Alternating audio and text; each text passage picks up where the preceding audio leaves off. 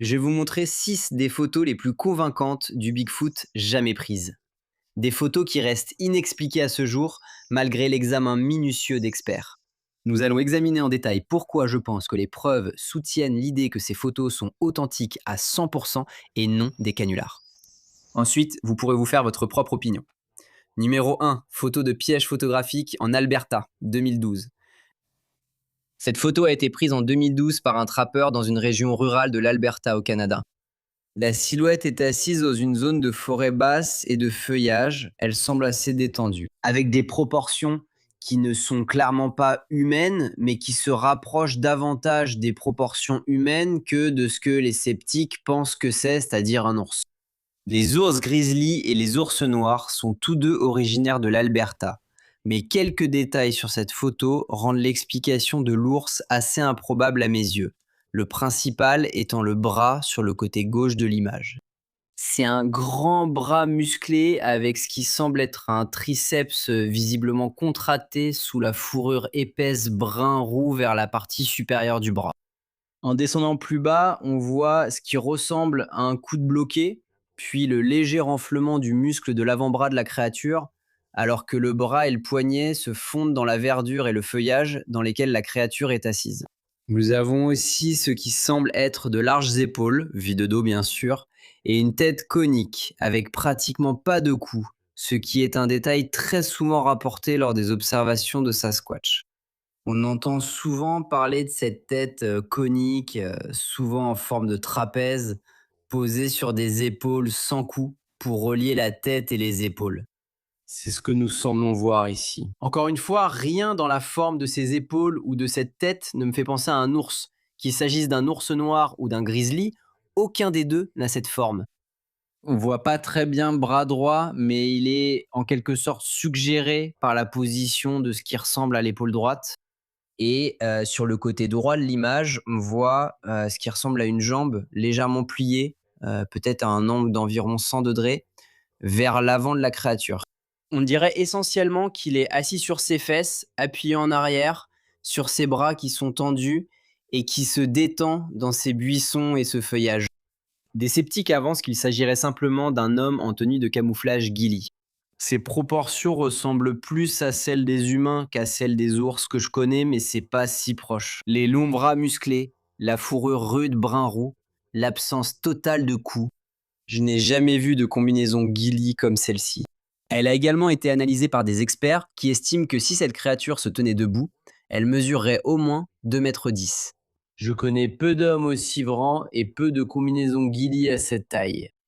Elle a apparemment été capturée par une piège photographique automatique, donc il n'y a pas de photographe derrière l'objectif, ce qui renforce encore l'idée qu'il ne s'agit pas d'une image mise en scène. La distance, l'immobilité et la composition suggèrent un moment fortuit assez difficile à écarter si vous voulez mon avis. Numéro 2. La série du piège photo des Jacobs, 2007. Capturée le 16 septembre 2007 dans la forêt nationale d'Allegheny en Pennsylvanie, cette série d'images a été prise par la piège photographique Bushnell de la famille Jacobs. Vous pouvez voir qu'il y a une créature ici, penchée, comme en plein mouvement, à quatre pattes, ce qui, à première vue, pourrait vous faire penser à un ours, plus mince que la moyenne.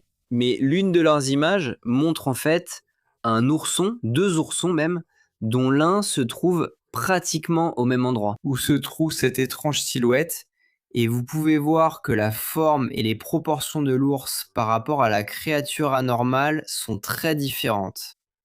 Il y a aussi des comparaisons qui ont été faites entre cette silhouette et de véritables grands singes comme les chimpanzés, et ce que l'on constate, c'est que les deux sont en réalité très similaires. En fait, le long bras visible sur le côté gauche de l'image et les jambes plus courtes écartées sont incroyablement similaires en proportion à celles des chimpanzés. Et il est connu que les chimpanzés adoptent cette position qui est en quelque sorte à mi-chemin entre le déplacement quadrupède et bipède. Quand ils ramassent quelque chose par terre, par exemple de la nourriture, le haut du dos voûté et la tête presque invisible sont aussi une autre posture caractéristique que prennent les chimpanzés et les autres grands singes. Alors la question est, que ferait un chimpanzé ou un autre grand singe au milieu de la forêt nationale d'Allegheny en Pennsylvanie.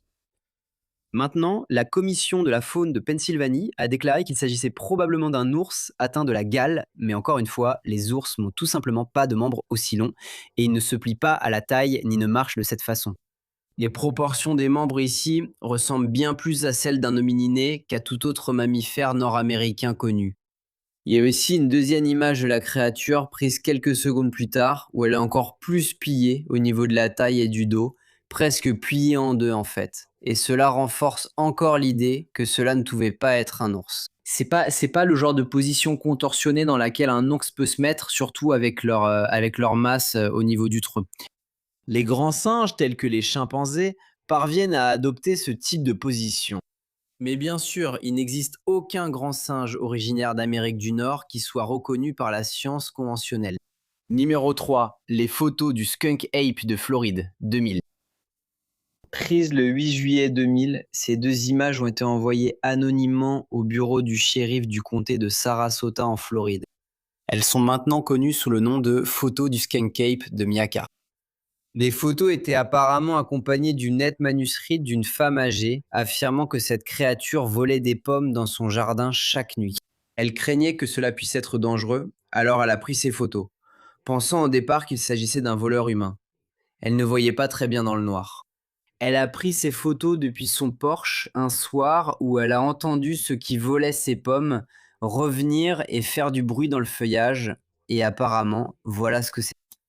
La créature est bien sûr partiellement cachée par les palmettos, mais elle a clairement un visage large, semblable à celui d'un singe, une mâchoire massive, et ce qui est étrange ici, c'est qu'elle a des yeux placés vers l'avant, qui reflètent la lumière avec un éclat dû au flash de son appareil photo. Maintenant, beaucoup de gens ont émis l'hypothèse, y compris apparemment le propre mari de la femme, nous y reviendrons plus tard, qu'il s'agissait d'un orang-outan échappé. Il aurait fui d'un zoo, ou peut-être qu'un orang-outan gardé comme animal de compagnie s'est échappé ou a été relâché dans la nature en Floride. Mais la brillance des yeux pose vraiment un sérieux problème à cette théorie, pour la simple raison que ni les orang-outans, ni aucun autre grand singe n'ont de brillance oculaire. D'autres créatures en ont, comme les chiens, les chats et bien d'autres, mais les grands singes non. Du moins les grands singes connus et classifiés n'ont pas de brillance oculaire. La brillance des yeux suggère fortement une espèce de primate anormal que nous n'avons pas encore classifié, qui possède des caractéristiques qui ne correspondent pas à celles que nous connaissons chez les singes classifiés. Contrairement à un ours, bien sûr, la créature n'a pas de museau proéminent. La largeur des épaules est très remarquable. La longue fourrure hirsute est évocatrice. L'éclairage correspond aux ombres et l'angle de la caméra est cohérent avec la position indiquée par la femme. La photo a été examinée par de nombreux experts au fil des années et il n'y a aucun signe de manipulation, de couture de costume ou quoi que ce soit d'autre qui indiquerait une supercherie lors d'un examen approfondi. Je trouve convaincant la façon dont la créature montre ses dents sur les deux images. On dirait qu'elle dévoile ses gencives et quelques dents. Maintenant, bien que la brillance des yeux ne soit pas cohérente avec la physiologie connue des singes, le fait de montrer les dents est un comportement bien connu chez les grands singes. Ils le font pas pour sourire ou montrer de la sympathie, même si des témoins l'ont décrit comme un sourire.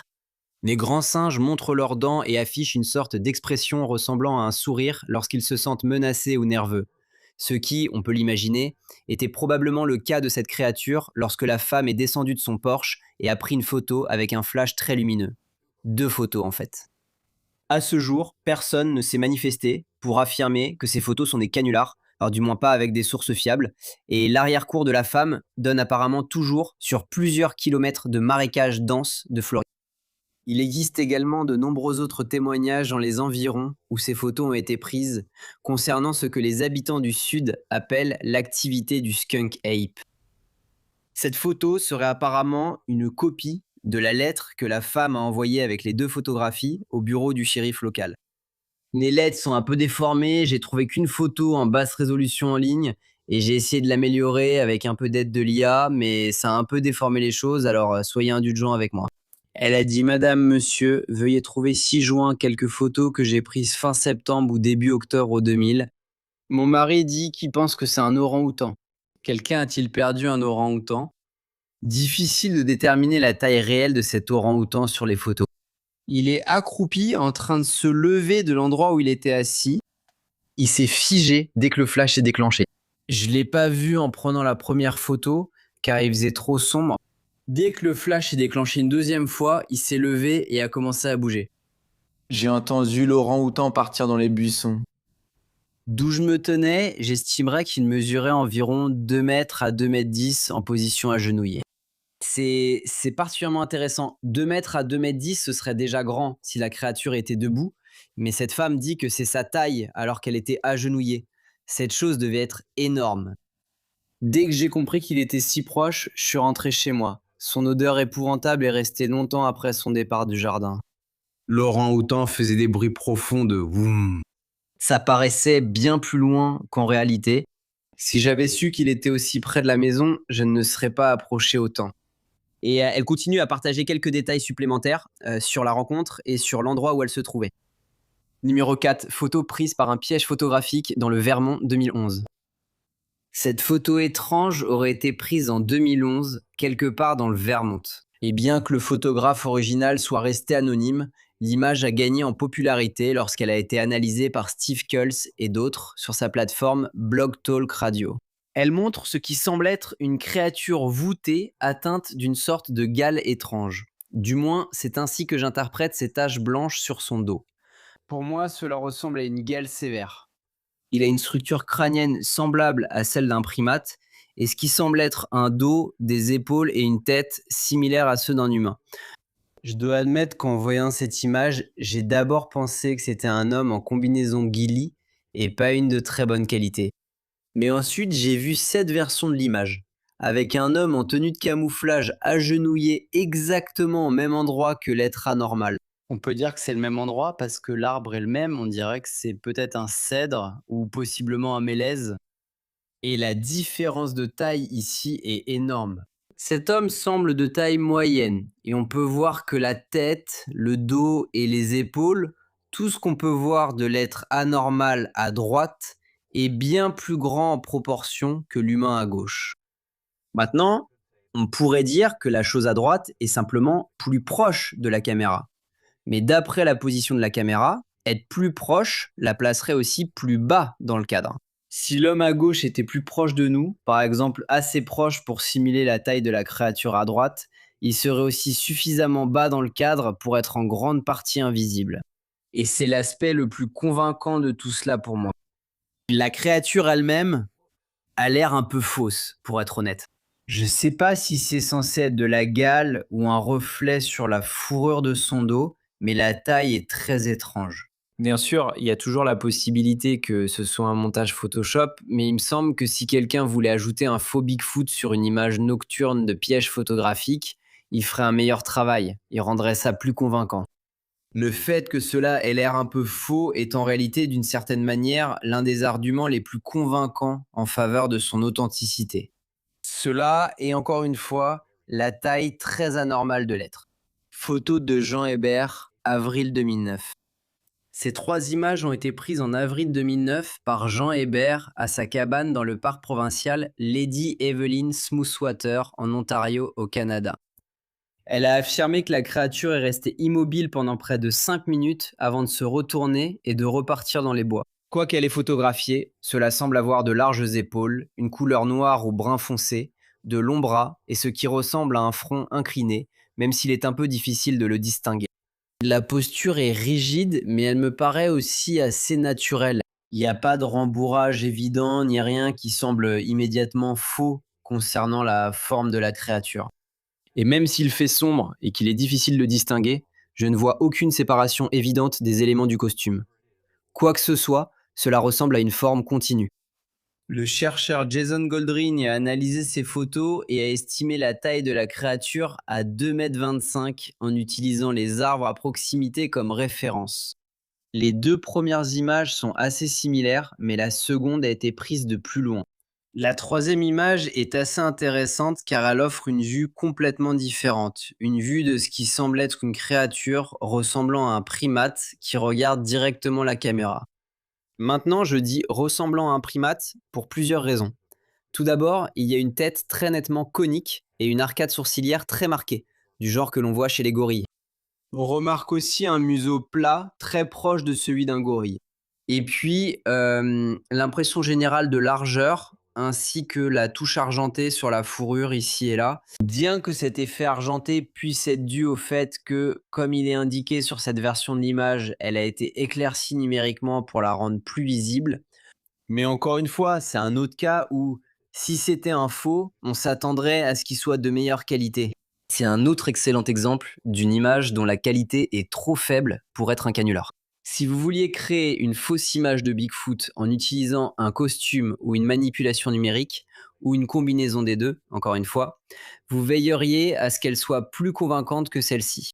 Qu'elle ne serait pas autant cachée par la végétation, qu'on verrait plus le corps de la créature, plus de détails de son visage, qu'il ne serait pas nécessaire d'éclaircir numériquement l'image pour distinguer quoi que ce soit. Et pourtant, rien de tout cela n'est présent ici. Encore une fois, d'une manière étrange, c'est justement parce que c'est pas assez convaincant que ça en devient crédible. Il est aussi révélateur que ces 3 images n'aient jamais vraiment été mises en avant dans les médias.